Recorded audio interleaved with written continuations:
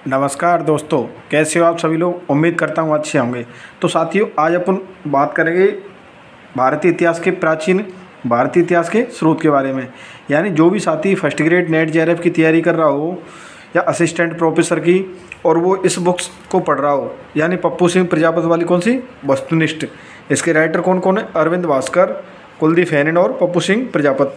तो साथियों, अब क्या है, आपको इस बुक्स को ज़्यादा पढ़ने की ज़रूरत नहीं है, क्योंकि यहाँ से मैंने टॉपिक वाइज क्या है, शॉर्ट नोट्स में इसको कन्वर्ट कर लिया है।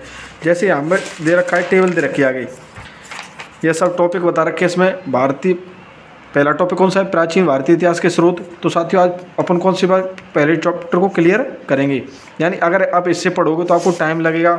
इसको क्या है, मैंने अलग अलग फेतों में बांट लिया है, यानी पूरी बुक्स को तोड़ फोड़ कर दिया है और इसको शॉर्ट नोट्स में कन्वर्ट कर लिया है। तो साथियों, ये सभी मेहनत मैंने अपने लिए की है। उम्मीद करता हूँ आपको भी अच्छी लगेगी और आपके भी काम आएगी। तो बात करते हैं, यहाँ पर मैंने क्या है, वन लाइनर में क्वेश्चन लिखे हैं सीधे सीधे। मतलब मैंने कम जगह में ज़्यादा से ज़्यादा मैटर इकट्ठे करने का प्रयास किया है। तो यहाँ पर चलो बात करते हैं, अपना आज का चैप्टर कौन सा रहेगा, प्राचीन भारतीय इतिहास के स्रोत। तो सबसे पहले यहाँ से प्रश्न पूछा गया था, पेरिप्लस मेरिस एरिथ्रियाई की संभावित तिथि है तो कौन सी है, पहली दूसरी शताब्दी ईस्वी। उसके बाद नेक्स्ट पूछा गया था, याज्ञवल्क्य स्मृति के टीकाकार कौन से अपारग राजा कौन से वंश से संबंधित थे। तो आपको बताना होगा शिलाहार वंश से संबंधित थे। उसके बाद देखते हैं कौन सा पुरातन लेख है जो विशेषकर कानून विषयों से संबंधित है। तो आपको ध्यान रखना होगा, नारद स्मृति किससे संबंधित है, कानूनी विषयों से। उसके बाद पूछा गया था, कौन से बौद्ध जातक हैं। तो वावेरु जातक और दशरथ जातक, ये कौन से हैं, बौद्ध जातक। उसके बाद प्रश्न पूछा गया था कि याज्ञवल्क्य स्मृति पर अपनी टीकाओं के लिए विख्यात है। यानी याज्ञवल्क्य स्मृति पर किस किस ने टीकाएँ लिखी। तो आपको तीन नामों प्रमुख से ध्यान रखने होंगे, अपार्क, विज्ञानेश्वर और विश्वरूप। उसके बाद बात करते हैं, स्मृतियाँ प्राय पद्य में लिखी गई हैं, यानी पद्य रचनाएं, जबकि अपवाद स्वरूप विष्णु स्मृति कौन किस में, गद्य में। तो आपको यहाँ पर ध्यान रखना होगा कि विष्णु स्मृति कौन से में, गद्य में, बाकी सब कौन से में, पद्य में। उसके बाद ध्यान रखना होगा, मनुस्मृति का टीकाकार कौन कौन है, मेघातिथि, गोविंद राय और कुल्लुक। यह तीनों प्रश्न परीक्षाओं में पूछे गए थे, ये तीनों नाम। उसके बाद आपको ध्यान रखना होगा, भारुचि, रामचंद्र, सर्वनारायण और रघुनंदन, यह किसके टीकाकार थे, मनुस्मृति के। उसके बाद नोट करके आपको एक चीज़ ध्यान रखनी होगी, क्योंकि साथ ही जो भी मुझे महत्वपूर्ण चीज़ लगी मैंने वहाँ पर नोट करके कन्वर्ट कर ली है। भारुचि मनुस्मृति के सबसे प्राचीन टीकाकार हैं। आपसे प्रश्न पूछा जाए कि मनुस्मृति के सबसे प्राचीन टीकाकार कौन है, तो आपको ध्यान रखना होगा भारुचि। वह मेघातिथि पूर्व मध्यकालीन प्रसिद्ध टीकाकार हैं। सायण ने ऋग्वेद पर सबसे प्रसिद्ध व प्रामाणिक भाष्य लिखा। आपसे प्रश्न पूछा जाए, ऋग्वेद पर सबसे प्रसिद्ध व प्रामाणिक भाष्य किसके द्वारा लिखा गया, तो आपको क्या आंसर देना होगा, सायण। यह प्रश्न भी परीक्षा में पूछा गया है। तो उसके बाद ध्यान रखना, नेक्स्ट बात करते हैं अपन। उसके बाद क्या पूछा गया कि किस विद्वान ने भारतीय इतिहास को सर्वप्रथम 3 कालखंडों में, हिंदू सभ्यता, मुस्लिम सभ्यता और ब्रिटिश काल में विभाजित किया। तो आपको इतिहासकार का नाम ध्यान रखना होगा, कौन सा, जेम्स मिल। उसके बाद बात करते हैं, एक निरपेक्ष तिथि विधि है, यानी निरपेक्ष तिथि विधि कौन कौन सी है, पराचुंबकी विधि, कार्बन 14 विधि और ऊष्मा दीप्ति विधि, यह कैसी है, निरपेक्ष विधि। उसके बाद बात करते हैं, पेलियोबोटनी अध्ययन है, यह किसका है, प्राचीन वनस्पतियों का। आपसे प्रश्न पूछा जाए कि प्राचीन वनस्पतियों का अध्ययन क्या कहलाता है, तो आपको आंसर देना होगा, पेलियोबोटनी। फिर प्रश्न पूछा गया था, किस वर्ष जेम्स प्रिंसेप ने ब्राह्मी लिपि को पढ़ा। तो किस वर्ष पढ़ा, 1837 ईस्वी में। उसके बाद ध्यान रखना होगा, विक्रम संवत के प्रारंभ एवं शक संवत के प्रारंभ में लगभग कितना अंतर है। तो आपको पता होगा 135 वर्ष का। तो साथियों, इस वीडियो को बनाने का सिर्फ एक ही उद्देश्य है कि आपको कोई भी क्वेश्चन बैंक ना देखना पड़े और एक जगह ही शॉर्ट में कम टाइम में मैं भी कोशिश करूंगा यह वीडियो कम टाइम की बने। और यहाँ पर एक बार रिवाइज करें, इस वीडियो को बार बार देखेंगे तो आपका चैप्टर क्या तुरंत क्लियर होता चला जाएगा। उसके बाद बात करते हैं, इतिहास शब्द का सर्वप्रथम प्रयोग किस ग्रंथ में हुआ। तो आपको ध्यान रखना होगा, अथर्ववेद में।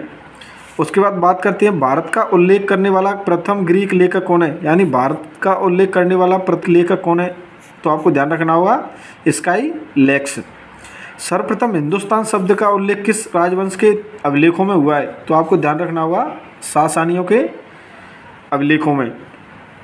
उसके बाद पूछा गया था, भारत में पढ़े जा चुके प्राचीनतम अभिलेख किस भाषा में लिखे गए। तो आपको ध्यान रखना होगा, किस भाषा में लिखे गए, प्राकृत भाषा में।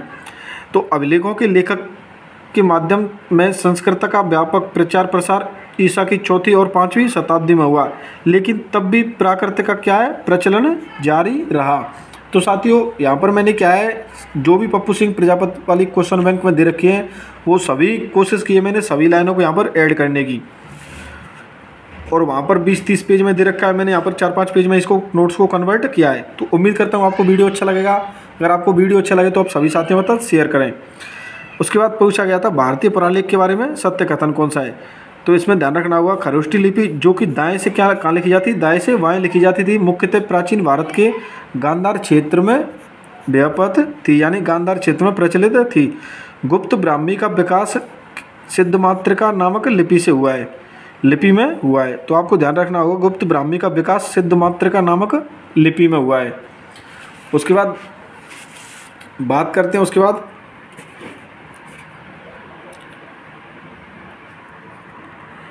गोसुंडी हाथीवाड़ा गोसुंडी अभिलेख के बारे में।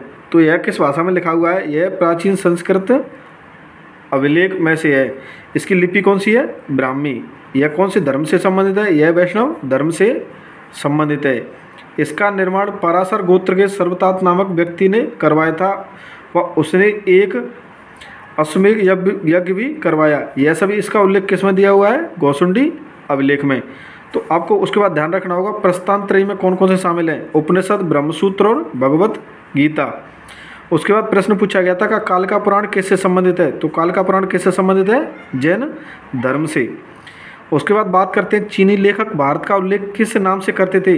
तो यिनतु यानी थ्यान तू नाम से क्या है भारत का उल्लेख करते थे। कौन उल्लेख करते थे, चीनी लेखक। उसके बाद बात करते हैं यहाँ पर नेक्स्ट, यहाँ से प्रमुख पुस्तकों के राइटरों के नाम पूछे गए हैं। तो बात करते हैं वेद। वेदों के बारे में कहा गया है संस्कृत भाषा का सबसे पुरातन लेख है। तो आपको कौन सा बताना होगा, वेद। उसके बाद प्रश्न पूछा गया किस ग्रंथ में क्षुद्रकों का उल्लेख पहली बार हुआ है। तो पाणिनि के गढ़पाठ में। उसके बाद बात करते हैं मिताक्षरा का लेखक कौन थे, विज्ञानेश्वर। यानी मिताक्षरा का संबंधित किससे है, हिंदू विधि शास्त्र से। मिताक्षरा याज्ञवल्क्य की कानूनी पुस्तक पर एक टीका को किनके द्वारा लिखा गया। तो किनके द्वारा लिखा गया, विज्ञानेश्वर के द्वारा। उसके बाद बात करते हैं मालविकाग्निमित्रम के लेखक कौन है, कालिदास। मुद्रा राक्षस के विशाखदत्त। स्वप्न वास दत्ता के लेखक कौन है, वास। आपसे प्रश्न पूछा गया था ये कौन है, मतलब नाटक हैं, कहानी, गीत हैं। तो आपको ध्यान रखना होगा मालविकाग्निमित्रम, मुद्रा राक्षस और स्वप्न वास दत्ता।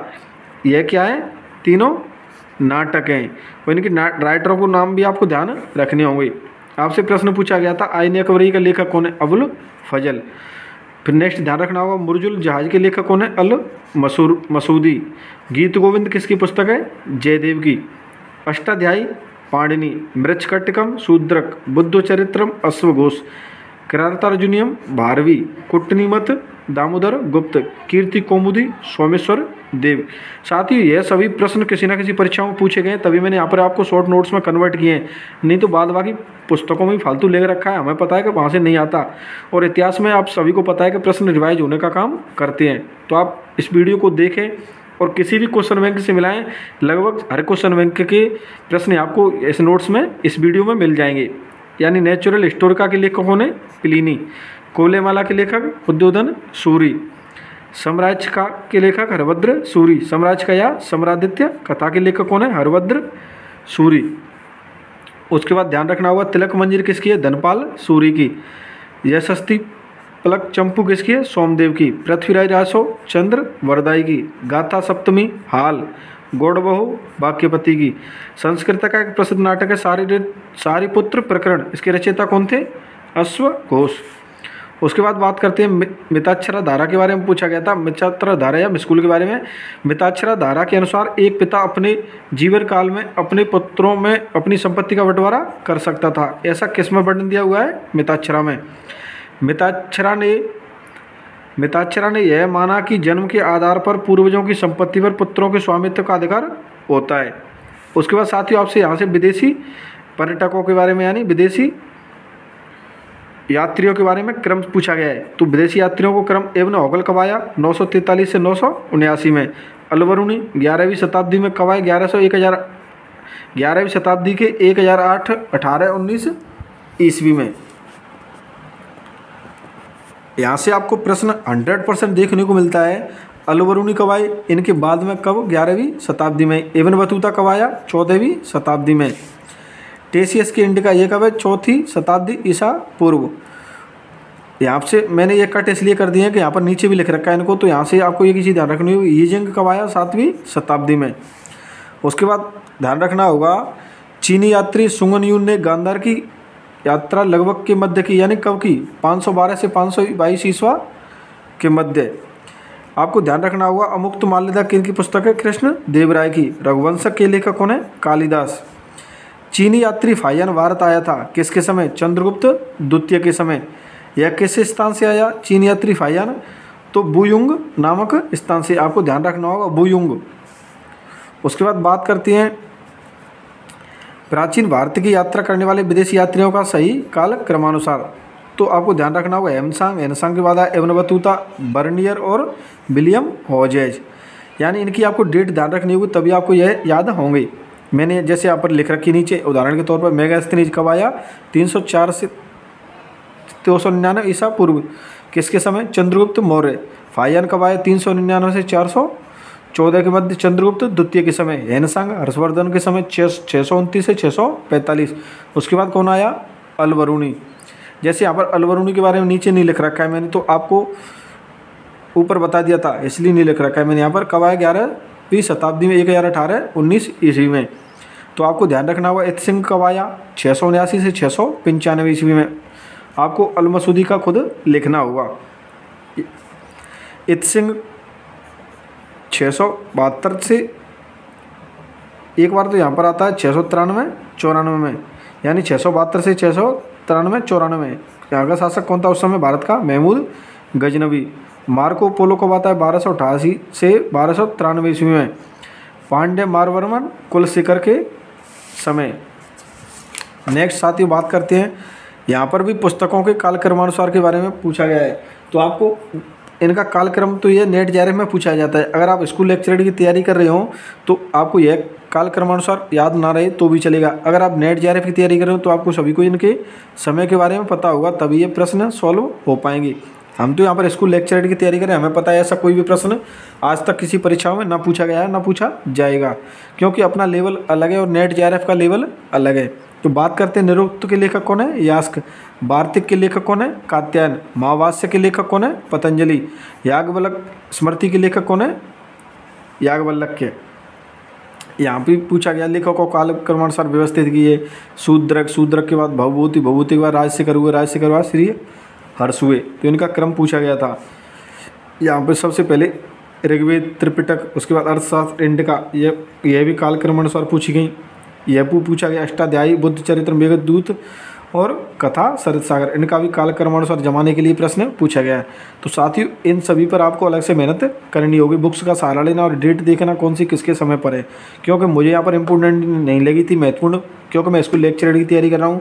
तो मुझे नहीं लगा कि ये प्रश्न हमारी परीक्षाओं में पूछा गया, तो इस पर एक्स्ट्रा मेहनत मैंने नहीं की, क्योंकि मैंने विगत परीक्षाओं में आए हुए प्रश्न देखे हैं। तो मुझे पता है कि प्रश्न किस तरीके के आते हैं और कौन सा लेवल है अपना। उसके बाद बात करते हैं किसके नेतृत्व में एएसआई द्वारा भारत में सर्वप्रथम उत्खनन आरंभ किया गया।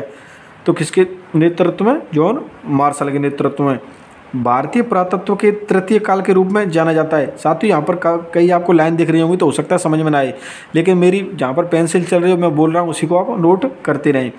भारतीय पुरातत्व के तृतीय काल के रूप में जाना जाता है कौन सा काल, 944 से 960 के मध्य का काल। उसके बाद बात करते हैं मैसडोन के सिकंदर की जीवनी किसके द्वारा लिखी गई। तो क्विंटियस कर्टियस ने क्या है, मैसडोन की सिकंदर की जीवनी लिखी। उसके बाद बात करते हैं भारत का प्राचीन स्मारक सुरक्षा कानून तथा भारतीय पुरातत्व सुरक्षा विभाग किसने प्रारंभ किया। तो किसने किया, कर्जन के द्वारा। उसके बाद बात करते हैं भारतीय पुरातत्व सर्वेक्षण विभाग। साथियों यहाँ से कई बार प्रश्न पूछा गया है।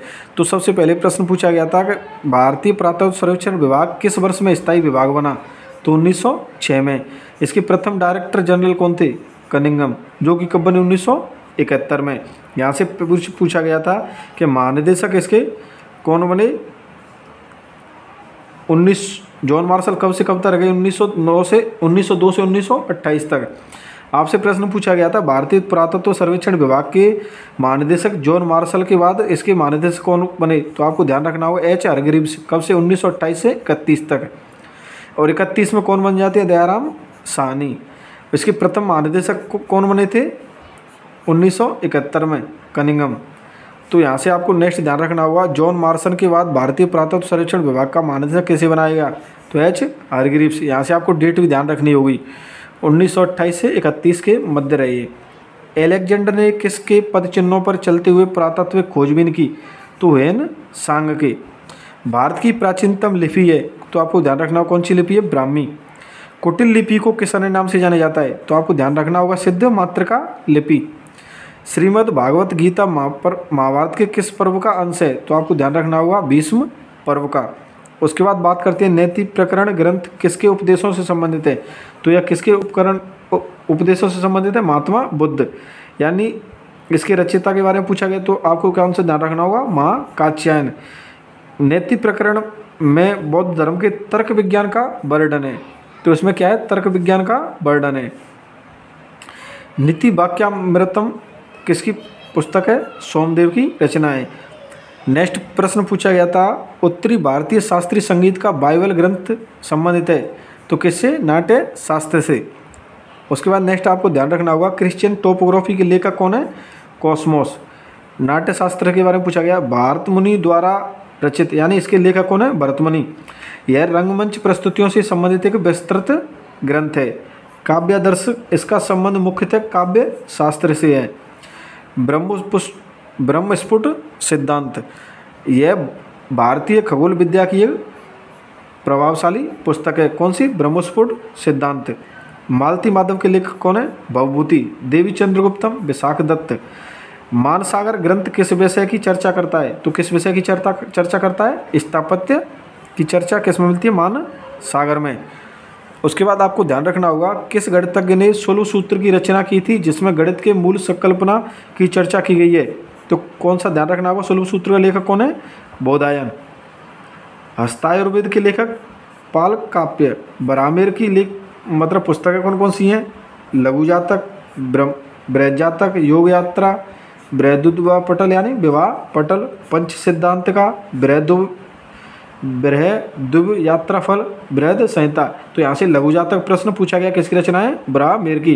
पंच सिद्धांत का बरामेर। बृहद संहिता किसकी है? बरामेर की। उसके बाद नेक्स्ट ध्यान रखना होगा विशुद्धि मग्न किसकी है? बुद्ध घोष की। तो साथियों उम्मीद करता हूँ आपको वीडियो अच्छा लग रहा होगा।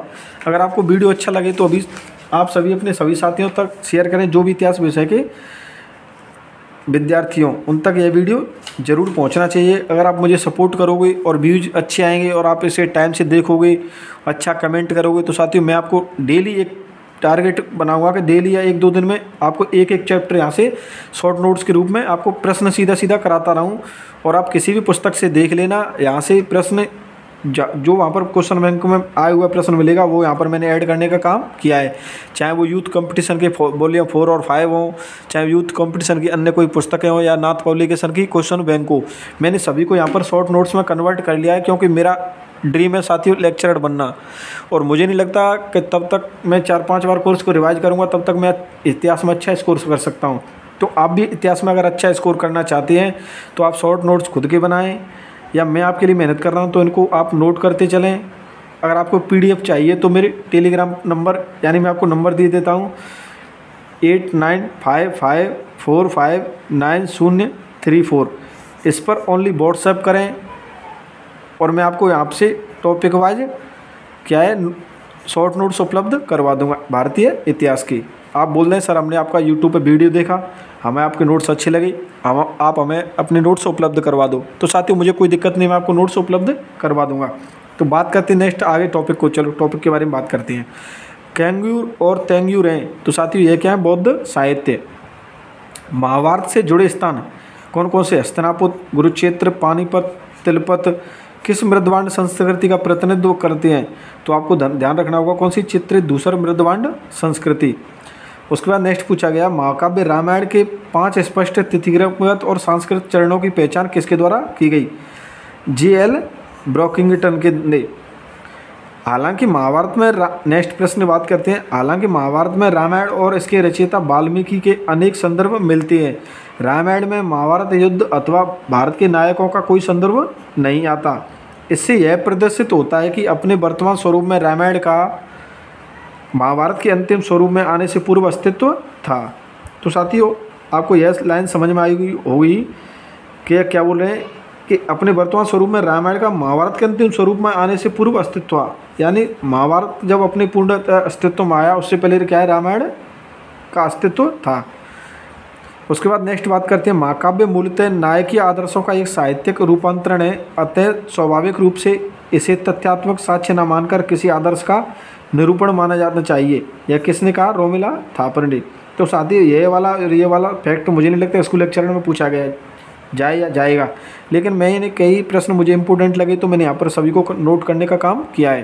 अगर आपको इंपॉर्टेंट लगे तो आप भी नोट करें, नहीं तो साथियों ऐसे प्रश्नों को आप छोड़ सकते हो। बात करते हैं नेक्स्ट, कम्मन की रामायण किस साहित्य का गौरव ग्रंथ माना जाता है, तो किसका, तमिल साहित्य का। उसके बाद बात करते हैं, वह प्राचीन स्थल जहाँ 60,000 मुनियों की सभा में संपूर्ण महाभारत कथा का वाचन किया गया, तो कहाँ पर है, नेमि सारण्य। यह कहाँ पर स्थित है, सीतापुर उत्तर प्रदेश में। संस्कृत की निम्न रचनाओं ने महाभारत से अपना कथा सूत्र लिया है, यानी महाभारत पर आधारित कौन कौन सी है, नैषधीय चरित्र, कृतार्जुनियम और शिशुपाल वधम। उसके बाद नेक्स्ट बात करते हैं, जो यहाँ है वह अन्यंत्र भी है, जो यहाँ नहीं है वह कहीं नहीं है। यह किस ग्रंथ में कहा गया है, यह किस में कहा गया है, महाभारत में। उसके बाद नेक्स्ट बात करते हैं, रामायण के किस पुनर्लेखन में रावण को दुखांत नायक के रूप में चित्रित किया गया, जिसका वध लक्ष्मण द्वारा किया गया, तो किसमें, पौवम चरित में। यह क्या है, रामायण का जैन रूपांतरण, जैन संस्करण, कौन सा, पौवम चरियम। उसके बाद बात करते हैं श्लेष यानी द्व्यर्थी, श्लेष में लिखा प्रारंभिक महाकाव्य का ग्रंथ है, तो किसका, रामचरित का। उसके बाद नेक्स्ट बात करते हैं, पाल शासक रामपाल का ऐतिहासिक जीवनमृत रामचरित किसने लिखा, तो यह किसने लिखा, संध्याकर नंदन के द्वारा। बौद्ध धार्मिक ग्रंथ आपको पता ही है, सुत्त पिटक, अभिधम्म पिटक और जातक, यह इनके बारे में पूछा गया था। बौद्ध धार्मिक ग्रंथ हैं, तो यह सुत्त पिटक, अभिधम्म पिटक और जातक, यह क्या है, बौद्ध धार्मिक ग्रंथ। उसके बाद नेक्स्ट बात करते हैं, अलबरूनी की कृतियाँ इतिहास के निम्न वर्गों में से किसने अपना अद्वितीय स्थान रखती हैं, तो किसमें, अंतर संहिता संवाद में। नेक्स्ट प्रश्न पूछा गया, यदि पाणिनि ने सदा सर्वदा के लिए संस्कृति प्रकृति का विनिश्चय किया है, तो मनु ने सदा सर्वदा के लिए हिंदू आचरण का विनिश्चय किया है, यह किसका कथन है, यह किसका कथन है, वी राघवन का। उसके बाद बात करते हैं, रेडियो कार्बन पद्धति निर्धारण की पद्धति का प्रयोग सर्वप्रथम कहाँ पर हुआ, तो यह कहाँ पर हुआ, Tata institute of fundamental research Mumbai में। यानी कहाँ पर हुआ, रेडियो कार्बन पद्धति का सर्वप्रथम प्रयोग मुंबई में। आपसे पुरातत्ववेत्ताओं का कालक्रमानुसार पूछा गया है, तो आपको ध्यान रखना होगा, जेम्स प्रेसन सबसे पहले 1837 में इसी ने तो पढ़ा था ब्राह्मी लिपि को। उसके बाद जेम्स फर्ग्यूसन, उसके बाद एडम थॉमस, उसके बाद कौन था, अलेक्जेंडर कनिंघम। बात करते हैं नेक्स्ट कि यूनानी शासक ड्रीमेटियस भारत में द्विभाषी सिक्के जारी करने वाला प्रथम शासक था। यह कथन के रूप में पूछे दिए गए थे और वहाँ से पूछा गया था निम्न में से कौन सा कथन सही है, कौन सा नहीं है। तो आपको ध्यान रखना होगा, यूनानी शासक ड्रीमेटियस भारत में द्विभाषिक सिक्के जारी करने वाला प्रथम शासक था। उसके बाद बताया गया, कुषाण शासक बिम खडविशेष को भारत में सर्वप्रथम स्वर्ण सिक्के जारी करने का श्रेय जाता है। उसके बाद बताया गया, मित्र शासकों के सिक्के मथुरा व इसके आसपास प्राप्त हुए। यह सभी बातें आपको ध्यान रखनी होंगी। अगर आपसे यहाँ से कथन के रूप में प्रश्न दिया गया तो आपको यहाँ से सॉल्व कर सकते हैं। सभी गुप्त शासकों ने ऐसे सिक्के जारी किए जिनमें उन्हें धनुष के साथ दिखाया गया है। उसके बाद बात करते हैं, राजतरंगिणी के बारे में कथन दिया गया था कि राजतरंगिणी में सदैव तथ्य तथा दंत कथा में भेद नहीं किया गया, तो यह बिल्कुल सही है। आपसे पूछा जाए कि राजतरंगिणी के बारे में यह कथन सही है या नहीं है, तो आपको ध्यान रखना होगा कि राजतरंगिणी में सदैव तथ्य तथा दंत कथा में भेद नहीं किया गया।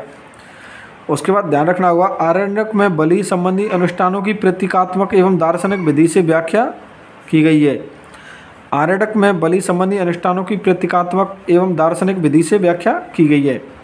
उसके बाद ध्यान रखना होगा वेदांग साहित्य का सामान्य काल क्या है, 600 से 200 ईसा पूर्व। उसके बाद ध्यान रखना होगा, उसके बाद अपन नेक्स्ट बात करते हैं भारतीय उपमहाद्वीप में प्राप्त प्राचीनतम सिक्का किस नाम से जाना जाता है, तो किस नाम से जाना जाता है, पंचमार्क में। उसके बाद बात करते हैं प्राचीनतम उपलब्ध भारतीय सिक्के किस धातु के बने थे, तो किसके बने थे, तांबा और चांदी के। आपसे यहाँ से सिक्कों का कालक्रम पूछा गया था। सबसे पुराने कौन से हैं, आहत सिक्के। उसके बाद अनुत्तीर्ण ढलवा सिक्के, आपको ध्यान रखना होगा आहत सबसे पुराने, उसके बाद ढलवा सिक्के। उसके बाद ध्यान रखना होगा अनुत्तीर्ण डाई स्ट्रक सिक्के, यानी आपको यहाँ से अनुत्तीर्ण ध्यान रखना होगा। उसके बाद उत्कीर्ण। उसके बाद बात करते हैं पंचमार्क यानी आहत सिक्के सबसे पहले भारत में पाए गए, बिल्कुल सही है। कुषाण नरेशों ने भारी मात्रा में सोने के सिक्के जारी किए थे, ये भी लाइन बिल्कुल सही लिखी गई है। भारतीय ग्रीक सिक्के परवर्ती शासकों के लिए आदर्श बन गए, बिल्कुल सही बात है। आपसे प्रश्न पूछा गया था रोहतक और सुनेत सिक्के किसके टकसाल केंद्र हैं, तो किसके हैं, योद्धा के टकसाल केंद्र हैं। उसके बाद बात करते हैं किस कालावधि में कल्याण की राजतरंगिणी लिखी गई। कल्याण की राजतरंगिणी कब लिखी गई, 1148 से 1185 ईस्वी में। कश्मीर के इतिहास का संस्कृत भाषा का स्रोत कौन सा है, राजतरंगिणी। किन के द्वारा रचा गया, किन के द्वारा रचाया गया, तो यह कल्लड़ के द्वारा। उसके बाद ये जोनराज और श्रीवंश, यानी कल्लड़, जोनराज और श्रीवर के द्वारा क्या है, राजतरंगिणी पूर्ण की गई। आपसे प्रश्न पूछा गया राजतरंगिणी कितने भागों में विभक्त है, यानी 8 तरंगों में विभक्त है। राजतरंगिणी के लेखक कल्लड़ के समय का शासक पूछ लिया जाए तो आपको ध्यान रखना होगा कौन सा था, जयसिंह। तो साथियों इससे क्या है, आपको चैप्टर वाइज सीधा क्वेश्चन चैप्टर क्लियर होता जाएगा प्रश्नों के माध्यम से। और यह सभी वह प्रश्न है जो किसी ना किसी परीक्षाओं में पूछे गए हैं, ऐसा नहीं है कोई भी मैंने अपनी तरफ से क्वेश्चन बना के लिखा हो इसमें। उम्मीद करता हूँ आपको वीडियो अच्छा लग रहा होगा। और अपन क्या है डेली एक वीडियो में कंप्लीट चैप्टर किया करेंगे, चाहे वीडियो कितना भी बड़ा हो जाए। अगर ज़्यादा बड़ा होगा मोबाइल काल ऐसे तो उसमें 2 या 3 वीडियो बनाने पड़ेंगे। तो छोटे छोटे चैप्टरों को एक ही वीडियो में कंप्लीट करने का काम करेंगे, और इससे आपको भी अच्छा लगेगा और आप भी इसे शॉर्ट नोट्स में कन्वर्ट कर सकोगे। तो साथियों बात करते हैं हर्षचरित्र के बारे में। हर्षचरित्र अध्याय 8 यानी कितने अध्यायों में विभक्त है, तो 8 अध्यायों में विभक्त है। उन्हें क्या कहा जाता है, उच्छ्वास। हर्षचरित्र के किस अध्याय में विंध्य के जंगलों में रहने वाले विभिन्न धार्मिक संप्रदायों का वर्णन है, तो कौन सी में, अध्याय नंबर 8 में। किसका वर्णन, विंध्य के जंगलों में रहने वाले विभिन्न धार्मिक संप्रदायों का। आपसे प्रश्न पूछा गया था भारत में सबसे प्राचीन उपलब्ध जीवनी है, कौन सा, हर्षचरित्र। नेक्स्ट पूछा गया था भारत में प्राचीनतम उपलब्ध आत्मचरित्र कौन सा है, हर्षचरित्र। साथियों अगर आपको वीडियो अच्छा लगे तो इस पर क्या करें, सभी कमेंट करें, वीडियो को लाइक करें। और साथियों सभी से निवेदन है कि इसको वीडियो को अगर आपको अच्छा लग रहा हो, अगर आप भी चाहते हैं नेक्स्ट आगे वीडियो आते रहें, तो इसको क्या है सभी शेयर भी करने का काम करें। बात करते हैं उसके बाद भीतरी स्तंभ किससे संबंधित है, स्कंद गुप्त से। बिजौली अभिलेख अजमेर के चौहान वंशी सोमेश्वर का है, यानी 1169 में। अहल अभिलेख किससे संबंधित है, पुलकेशिन द्वितीय से। शाहबाजगढ़ी अभिलेख किससे संबंधित है, मौर्य अशोक से। प्रश्न पूछा गया था प्रशस्ति का अर्थ क्या है, क्या है, राजा की स्तुति। हाथी गुम्फा अभिलेख किस लिपि में उत्कीर्ण है, तो किस लिपि में उत्कीर्ण है, ब्राह्मी में। कलिंग नरेश खारवेल की आदि गुम्फा प्रशस्ति किस भाषा में उत्कीर्ण की गई, तो किसमें, प्राकृत में।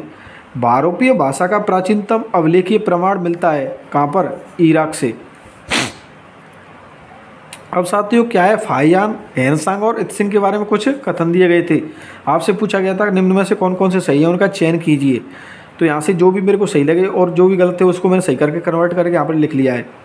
यानी इन तीनों में अपने संस्करण लिखे तथा जिनका अंग्रेजी में अनुवाद भी हुआ, बिल्कुल सही है। तीनों ने भारत में अनेक वर्ष व्यतीत किए और यहाँ की भाषाएं सीखी। फाहियान इत्सिंग ने क्या है, मुख्यतः उत्तर भारत तथा हैनसांग ने सुदूर दक्षिण को छोड़कर, यानी फाहियान और इत्सिंग से क्या है, उत्तर भारत की तरफ बिल्कुल भी नहीं गया, और हैनसांग क्या है, दक्षिण की तरफ नहीं गया, छोड़कर प्राय संपूर्ण भारत का भ्रमण किया।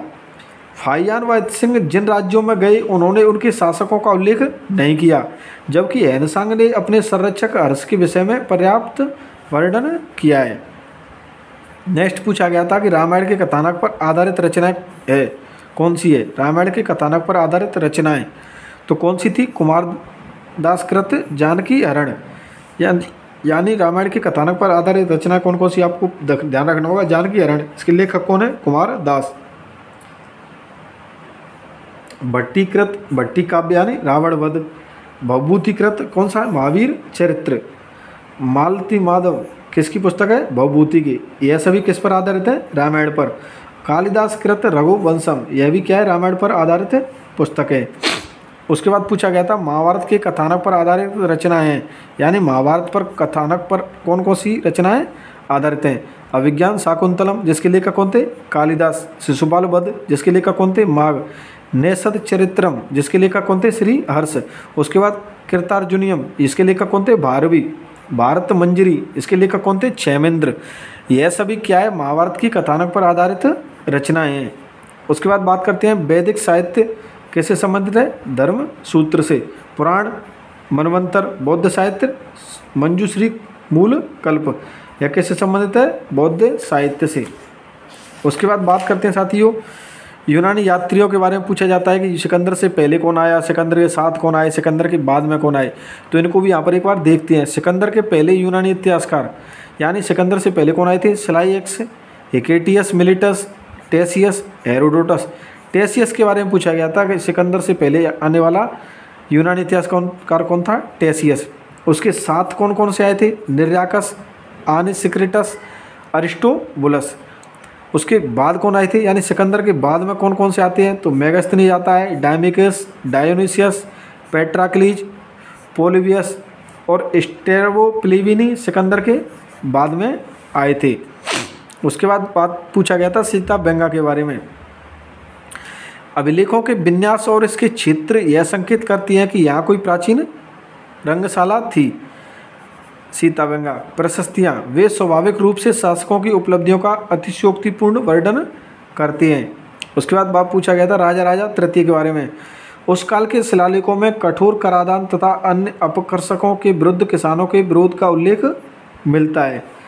कुडू मियाँ मलई के बारे में। साथियों यह क्या है? नेट में प्रश्न पूछा गया था, आपको अच्छा ध्यान रह जाए तो अच्छी बात है, नहीं रहे तो कोई भी बात नहीं है, पर यहाँ से हो सकता है क्वेश्चन रिपीट कर दे वो, क्योंकि आपको पता है जो नेट JRF में आते हैं, बड़ी एग्जाम में आते हैं, वही रिपीट करके क्या है स्कूल लेक्चर में आने का काम करते हैं। तो उसके बाद बात करते हैं भारत में प्राचीन पांडुलिपियों के बारे में। भारत की पांडुलिपियाँ अधिकांश ताल पत्रों पर लिखी गई। तो आपको यह ध्यान रखना होगा किस पर लिखी गई? ताल पत्रों पर। ताल पत्र के लिए खजूर और ताड़ के पत्तों का प्रयोग किया जाता था। किसके पत्रों का? खजूर और ताड़ के पत्तों का। सबसे पहले चुने हुए ताड़ के पत्तों को उचित आकार में काट लिया जाता था, फिर इसके बाएं मध्य दाहिने शीर्ष पर छेद कर दिया जाता था। पांडुलिपियाँ को सलाका से पत्ते पर उत्कीर्ण किया जाता था। सलाका यानी एक नुकीली कलम के द्वारा की तरह की क्या है वस्तु है, यानी एक कलम के समान समझ लो सलाका, उससे क्या है पत्ते पर उत्कीर्ण किया जाता पांडुलिपि को। पांडुलिपि के प्रश्नों की संख्या अधिकतर ऊपर के दाहिने हाशिए में अंकित होती थी, यानी पांडुलिपि के प्रश्नों की जो कुल संख्या होती थी वो क्या है अधिकतर दाहिनी ओर, यानी ऐसे ये पांडुलिपि है तो इसके दाहिनी ओर यहाँ पर क्या हाशिए पर वह संख्या उत्कीर्ण होती थी। उसके बाद बात करते हैं भारत में सबसे पुरानी कागज़ की पांडुलिपि कहाँ से मिली? तो कहाँ से मिली? कश्मीर या गुजरात से। कश्मीर और गुजरात दोनों ऑप्शन में कभी नहीं आएंगे, यहाँ से भी मिली, कश्मीर से भी, गुजरात से भी। भारत में सबसे पहले पुरानी कागज़ की पांडुलिपि कहाँ से मिली? कश्मीर और गुजरात से। अगर दोनों आते हैं तो साथियों आज तक किसी परीक्षा में पूछे नहीं गए, अगर पूछे जाए तो आपको क्या करना होगा? गुजरात नहीं, गुजरात नहीं, कश्मीर करना होगा, क्योंकि साथ ही नोट के रूप में यहाँ पर मैंने लिख रखा है इसका वर्गीकरण। कागज पर लिखित प्राचीनतम पांडुलिपि भारत में कश्मीर से प्राप्त हुई, जो कि शतपथ ब्राह्मण की है।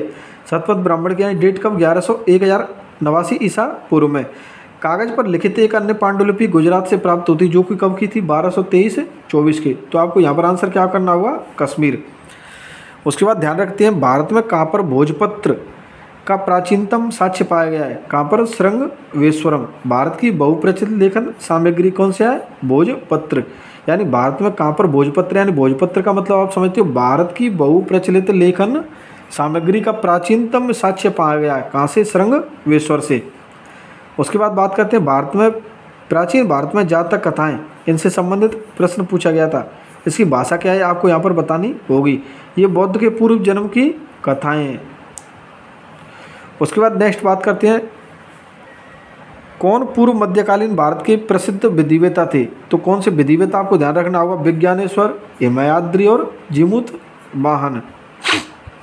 अब यहाँ से फिर प्रश्न पूछा गया था, प्रसिद्ध विधिवेता धर्मशास्त्रवेता उनकी रचनाएं, यानी हिमाद्री की कौन सी है, चतुर्वर्ग चिंतामणि के लेखक कौन है, हिमाद्री। स्मृति रत्नाकर चंद्रशेखर, स्मृति Chandrika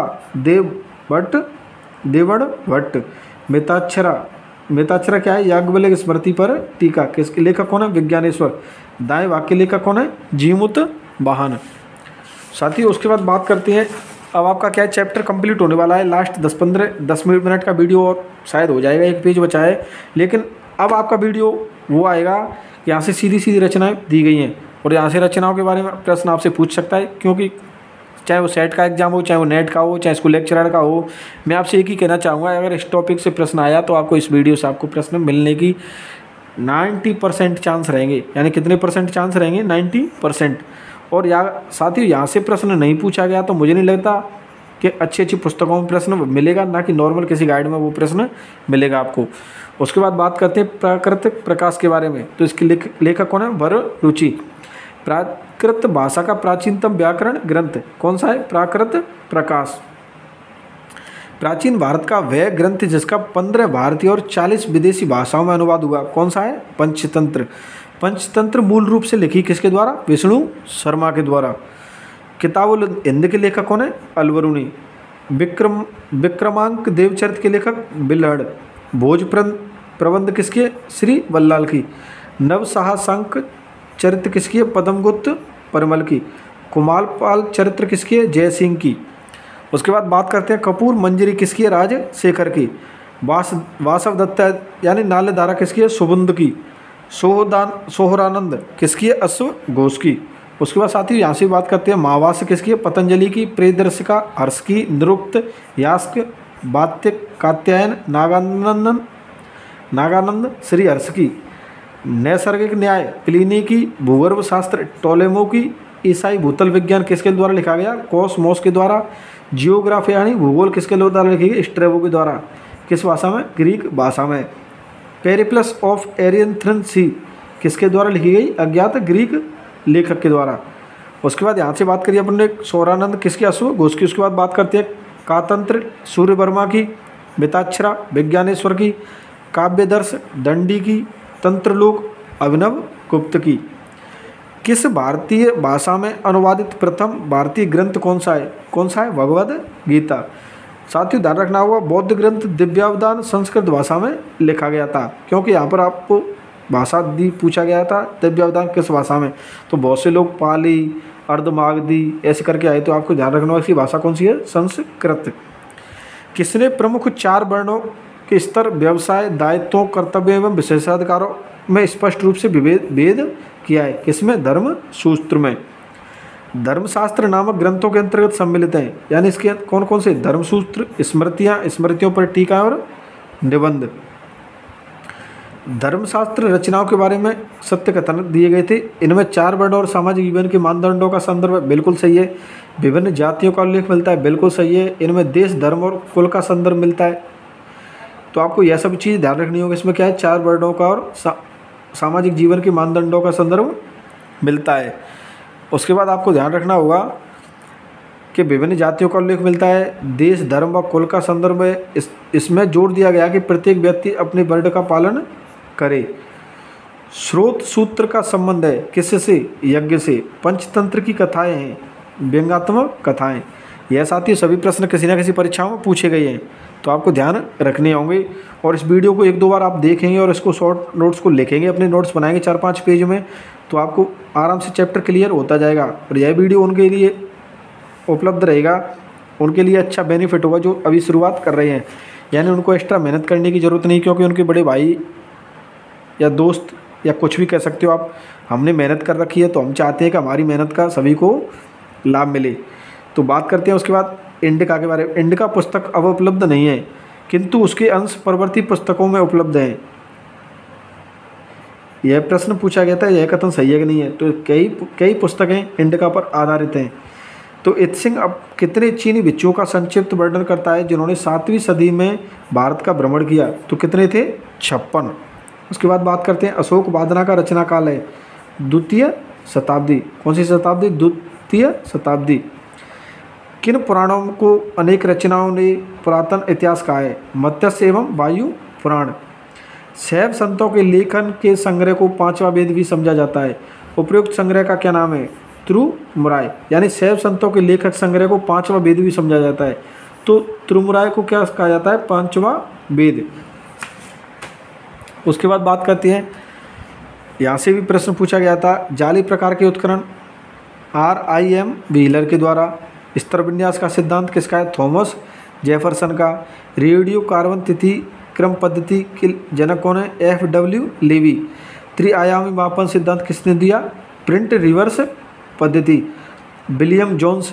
Asiatic Society of Bengal. James Prinsep Sindhu घाटी लिपि का उद्वाचन। यानी यहाँ से पूछा गया था कौन से संबंधित है, तो आपको ध्यान रखना होगा एशियाटिक सोसाइटी ऑफ बंगाल के संबंध कौन है? जोन्स। सिंधु घाटी की लिपि का उद्घाटन किसके द्वारा किया गया? James Prinsep. भारतीय सिक्के कनिंगम। सिंधु घाटी सभ्यता से संबंधित कौन था? John Marshall. तो साथियों आज का टॉपिक यहाँ पर क्या होता है? Topic complete. साथियों यह वीडियो हो गया 41-42 मिनट का। तो साथियों एक चैप्टर इतने कम टाइम में आज किया है हमने, और आगे भी नेक्स्ट अगर आप इस वीडियो पर मुझे प्यार दोगे, चैनल को सब्सक्राइब करोगे, शुरू से लेके आप तो 42 मिनट हो गया, अब तक मैंने आपसे नहीं बोला कि आप मेरे चैनल को सब्सक्राइब करें। लेकिन साथियों अगर आपको वीडियो अच्छा लगा हो, अगर आपको लगे कि आपके भाई ने आपके लिए मेहनत की है, तो आप चैनल को सब्सक्राइब करें। साथियों यह क्वेश्चन बैंक पप्पू सिंह प्रजापति वाला है, आपको फिर एक बार मैं बताता हूँ। इसको मैंने शॉर्ट नोट्स में कन्वर्ट किया है। इसको आप देख रखे हो किस तरह मैंने फाड़ रखा है। इसमें नाथ पब्लिकेशन ऐड है, यूथ कंपटीशन के आए हुए, यानी इतिहास के जो भी प्रश्न इस चैप्टर से बनते हो वो सभी मैंने शॉर्ट नोट्स में कन्वर्ट किए हैं और उनको एक जगह आपके लिए यह वीडियो लाकर आपको दी है। अगर आपको वीडियो अच्छा लगे तो चैनल को सब्सक्राइब करें, शेयर करें और कमेंट करके मेरा हौसला बढ़ाएं। साथियों मिलते हैं नेक्स्ट वीडियो में, तब तक के लिए धन्यवाद।